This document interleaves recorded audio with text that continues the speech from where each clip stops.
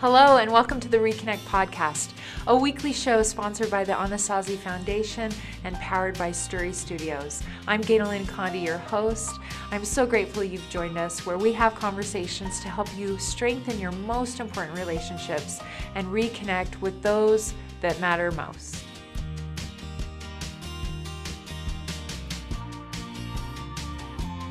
Hello and welcome to the ReConnect podcast. I'm Ganel-Lyn, your host. We are here at the Sturry Studios. We're grateful for Anasazi Foundation for sponsoring this podcast.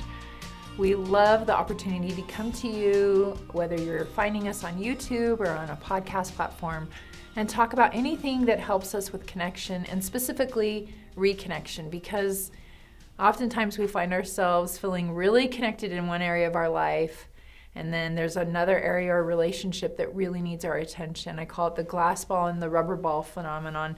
Sometimes when we make certain areas of our lives too much, the glass ball, the rubber ball, it swaps, and all of a sudden you're dealing with a health issue or marriage issue or financial issue or whatever it is. And when I have this opportunity to just share a message with you solo and not have a guest, it's such a great opportunity to kind of ponder on what's been weighing on my heart and what really is something that I've experienced authentically, because that's really the best messages for me, is when I can talk to you like a friend and really share with you what's going on. And so what has happened with me recently, and I think specifically with connection, is that connection really comes when we're allowed to be vulnerable in our lives, or we choose to show up that way. And another part of that is an area of my heart and soul that I've come to understand, which is courage. And the courage that it takes, whether it's vulnerability with your spouse, whether it's showing up for connection in your workplace, whether it's a child or a relationship that you need to repair. Courage is such an important part of the conversation on connection.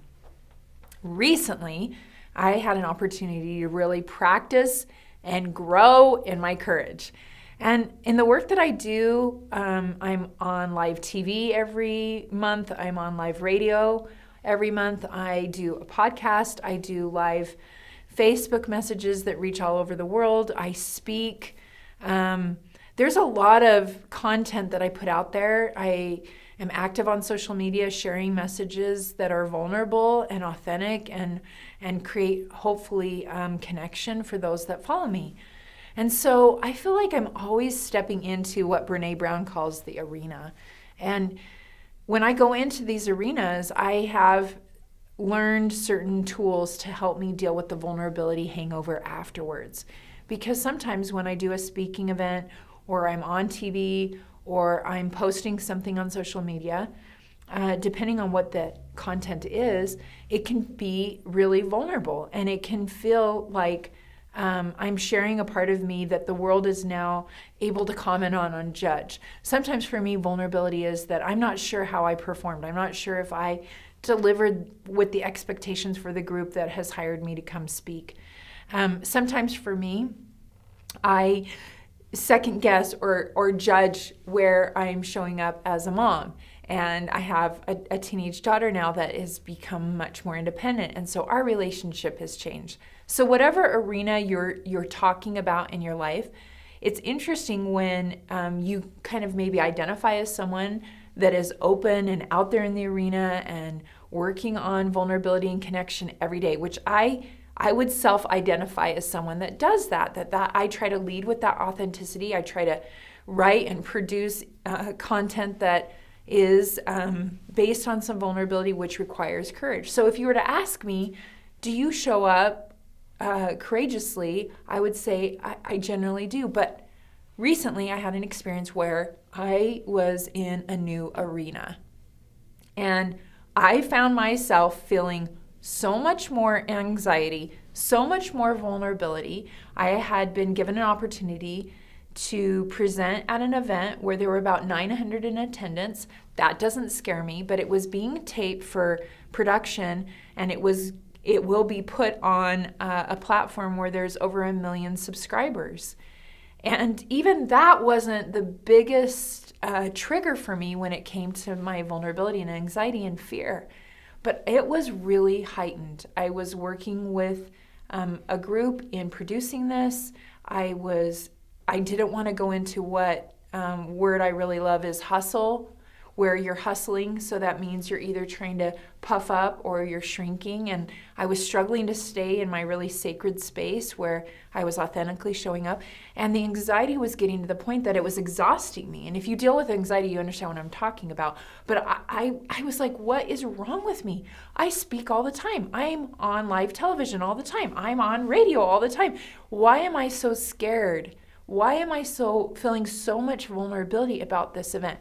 On one end, I really took a step back and looked at it, and it was a unique opportunity to message about something really sensitive and close to my heart, which is suicide prevention, and more specifically, the story of losing my sister Meg, which I do talk about all the time. Close to 1,000 speaking events in 5 years. I've talked about it to the point where it doesn't always feel very vulnerable anymore because I'm used to messaging around it. I'm used to telling that story. I'm used to sharing this message. So I was like, what is wrong with me? And all of a sudden I thought, was it that I was going into comparisons? Because there were other presenters. This was kind of a TED Talk kind of experience. It isn't a TED Talk, but it's similar to that. So I thought, is that what's going on? That I'm going into too many comparisons, which can be a really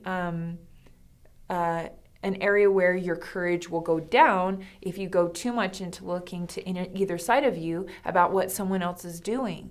And so I tried to address the comparisons, and I thought, no, I don't think that's where it was.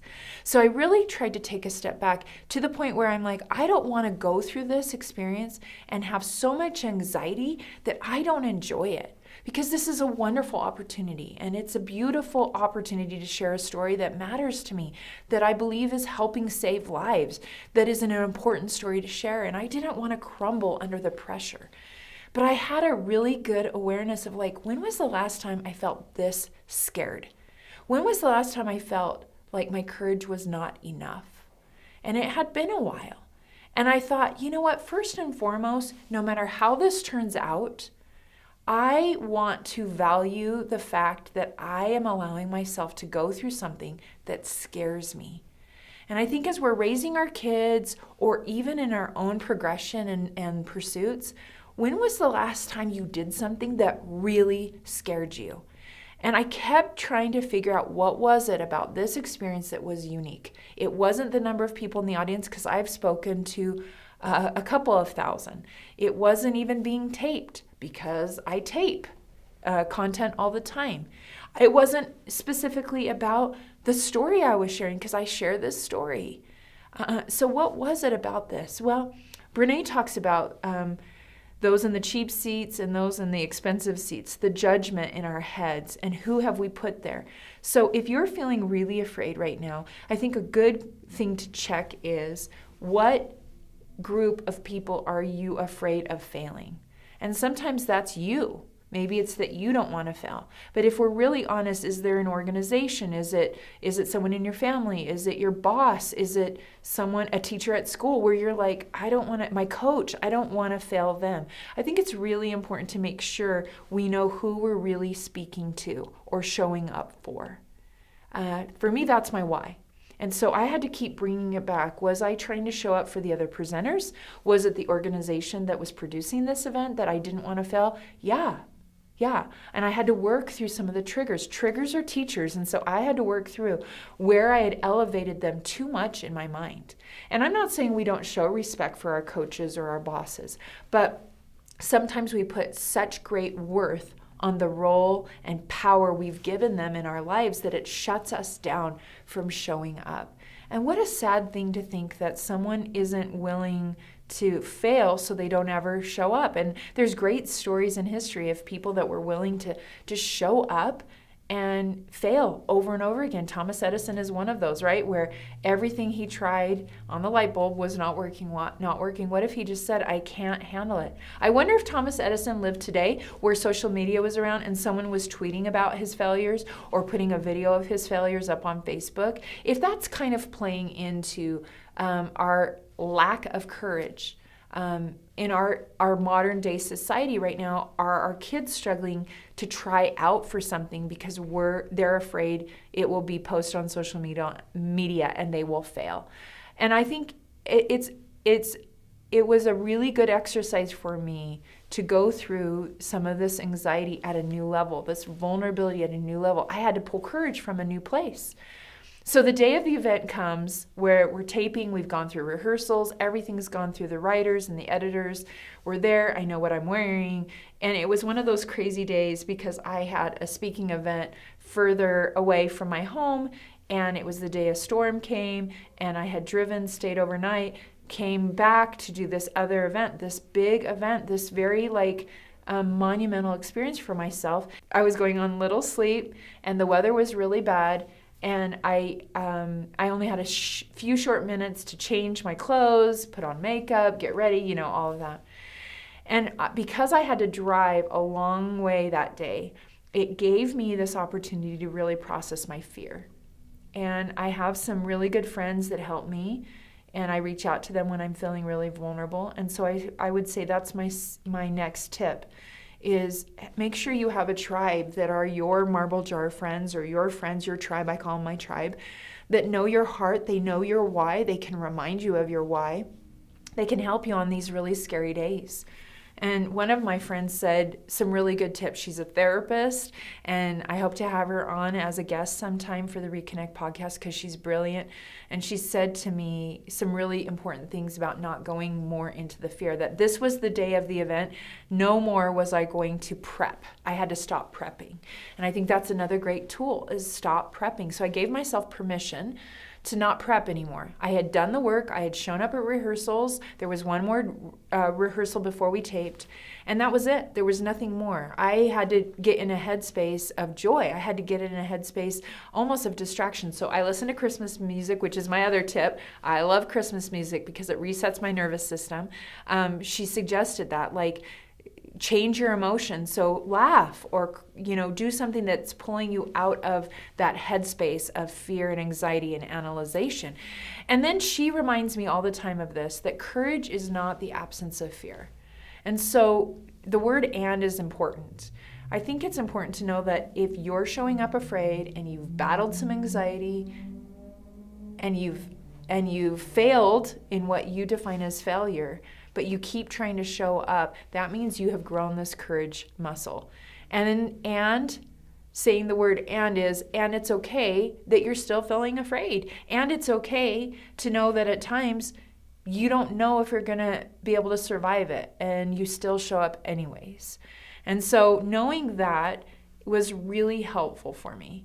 I showed up at this event, and I decided before I arrived, what could I do? Because I had a long time from the last rehearsal to when I went on stage, almost 5 hours. And I felt like this horse in the starting block where it's like, are they going to open the gate? Are they going to open the gate? And I thought, oh no, I'm going to go in my headspace too much there. So I decided before I walked into this beautiful facility where this amazing stage is, this opportunity was a great blessing. And I kept trying to repeat that in my mind and heart. What a blessing, what a gift it was to be there. And then I decided one of the other tools I want to share with you is this.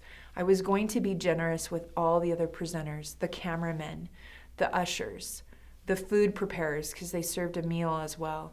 And I was going to go out of my way, instead of going into my own headspace and my own insecurities and my own fears, I was going to keep turning out and making it about helping the person standing next to me. And I did that. It was such a great event and an evening that I will never forget. It was life-changing. But I tried to really joke with the camera guys and compliment them. The makeup person, I really tried to ask about her life. The director, the MC, the other presenters. And one of the presenters had her 2 little boys there. And that was such a gift because they were hanging out in the green room. And one of her sons wanted to look for praying mantises the whole night. So we looked everywhere for praying mantises. And every time I would go into my fear and my courage felt like it was really waning, I would try to turn out and celebrate someone else. And that got me through. When it came to the moment of standing on stage, I realized I wasn't going to be perfect. I don't know what the final product's going to look like, but I knew that I messed up in some spots. I didn't say words exactly, and it wasn't perfectly polished, but it was authentic. It was me. And the feedback I got was wonderful. But more than anything, I celebrated that I had done something really scary. I had shown up in an arena that felt like it should look like all the other arenas I've already been in, but this one felt different. And I kept challenging those fears and self-doubts. I learned some things about showing up and celebrating other people. I learned about distracting myself in a good way, giving myself permission to stop prepping. Sometimes we get stuck because we want to perfect. We don't want to write that book until it's perfect. We don't want to show up for this job interview until we look perfect. We don't want to show up in a relationship until we have everything figured out. And so the courage it takes to sometimes say, hey, I'm still a work in progress, and I'm not going to keep working on this. I'm just going to show up today in this arena. I realized that I had put some people in those fancy chairs in judgment and in power that aren't my why. And I circled back to my why. And that really is always my greatest tool. My kids deserve a mom that is imperfect. They deserve to have permission to see me afraid. I think sometimes when we're kids, we think our parents are not afraid, that they just show up in their life and they have it all figured out. And I think on the surface, a lot of people that know me from a public standpoint would just say, oh, you have 7 books and you do this and you do that, and it's all, no. You know, the vulnerability that I have is real, and I keep growing in that. And I don't want to lose that human part of me. In closing, I wanted to share one thought that happened just yesterday, and I'm going to try not to cry. I have a son that's in college right now, and he auditioned for an a cappella group at BYU. And this is kind of out of his character. He has a beautiful voice, but he tends to hide it. And he has never been in a singing group. He tends to be like all of us, where it's scary to do something you may fail at. And he was invited to audition. He had been sick. He was dehydrated. It was early in the morning. And he called me after auditioning, and he said, I don't think it went great. But I was so proud of him because he had shown up in an arena, a new arena. He had tried something that on the outside, he had evidence that he may greatly fail. And he still showed up. And I told him, Dad and I are just proud of you. We don't even care if you make the group. We're just so proud of you that you did something that you knew on the outside was a risk and you could fail at it. Well, he made the group.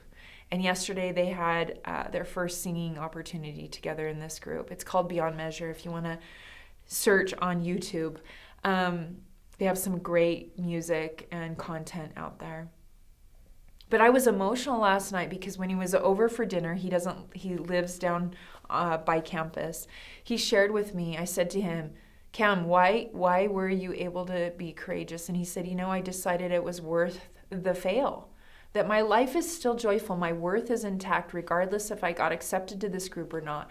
And I think that is such an important tip to share, is that your worth is non-negotiable. It's not based on your raise, if you get that promotion, if you get good grades, if you make the football team, if the guy you love, asks you to marry him, your worth is non-negotiable. And so sometimes when we're really scared and we're afraid to show up because the courage is not equaling the task at hand, I think one of the beautiful things my son reminded me of is that he was still going to be happy and okay regardless. He wanted this, and if it didn't work out, it didn't work out. It worked out. He did get accepted to the group.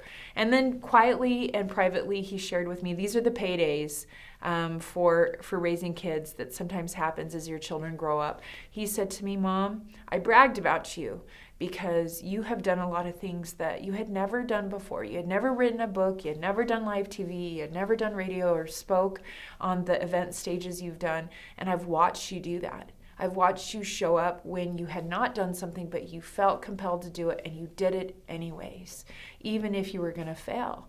And that has inspired me. And I thought, what a beautiful gift for me as a mom who's juggled the work-life balance and not always done it perfectly, and also face my own insecurities and fears and wanting to make sure the things that are the most important in my life always get my best, which is sometimes, my family's my most important, but sometimes they don't get my best. And then on a professional level, it's easy to go into comparisons. And so I decided last night as I went to bed, if my children have watched me do scary things and that's inspiring them to have courage to do scary things in their life, no matter how it turns out, then that's my new why. The next time I'm really scared is I'm going to just remember that they're watching me. So I hope in sharing this really personal story that just happened recently, that it will help you do something courageous, something new. When was the last time you felt that, like beating heart, sweaty palms, really insecure? I mean, I was sweating so bad that I posted a video on social media of being in the green room and having my armpit in the freezer because my dress was just soaked. I hadn't even gone on stage the night of that event. I'm really proud, and I think we need to give permission to each other to be proud, to celebrate when we show up and we're scared and we show up anyways. I think we should celebrate with our kids when they fail, not just when they get straight A's, but when they fail, and emphasize to them how proud you are of them. Connect with them on the fact that you are celebrating that they acted courageously and that they did something and maybe it didn't turn out the way they wanted, but you're proud of them for showing up and trying. And then giving ourselves permission to really, stop trying to always be perfect before we show up, but be a continual work in progress. Here at the ReConnect podcast, that's what we like to talk about, that reconnection, that process that's ongoing. It's not a one or done. It's not, we had this great family vacation or we went to therapy and we sorted it all out, we're done. It's a constant process for all of us, whether it's our relationships, whether it's our own personal development, or whether it's professionally where you're at. I hope this message, if something's been on your heart, like writing a book, starting a podcast, going back to school, talking to someone that you're interested in dating, whatever that is, trying out for a sporting team, I don't even know if I said that right, auditioning for a play. If you've been holding back because of fear of failure, I hope something I have said to you has helped you feel some courage in doing a scary thing. And it's easy to look around. This is one more note. I remember the night of the event, I was presenting with some Olympic athletes and they had their game face or their Olympic athlete brain on. So in the green room, some of these other presenters do corporate speaking and they're Olympic athletes. And so they were just like, oh, I'm fine. I'm totally fine. And I'm thinking, am I the only one that's freaked out that I have a huge zit on my chin and I'm feeling really nervous and vulnerable and I don't know why I'm feeling more vulnerable than normal?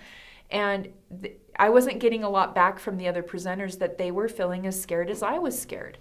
Later, after the event, one of them posted about how she went home and replayed the event, felt very vulnerable inside, and I thought, we never know.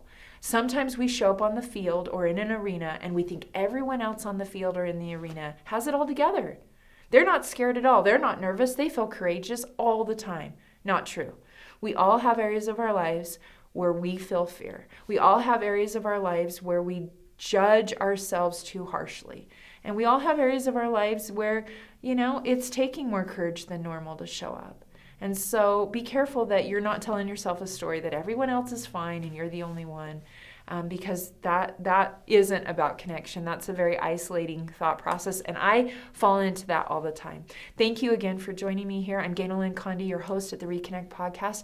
Thank you, Anasazi Foundation, for sponsoring this podcast, and the Sturry Studios for bringing this the technology behind the scenes to you each time we tape an episode. And thank you for all of you that have gone on and rated the podcast, left comments, appreciation for the episodes and the conversations, the guests that we've had. We really love hearing from you, and we appreciate your support in sharing these episodes. And we'll see you again here at the ReConnect podcast. Thank you for listening to the ReConnect podcast, presented by Anasazi Foundation. Are you worried about your teenager? Are they struggling with depression, low self-esteem, anger, drugs, or suicidal thoughts and feelings? If so, Anasazi Foundation can help. Anasazi is a wilderness therapy program for at-risk youth, and our mission is to help turn hearts homeward. To learn more about us, please visit anasazi.org. If you liked this show, please be sure to subscribe and leave us a review. Thank you again!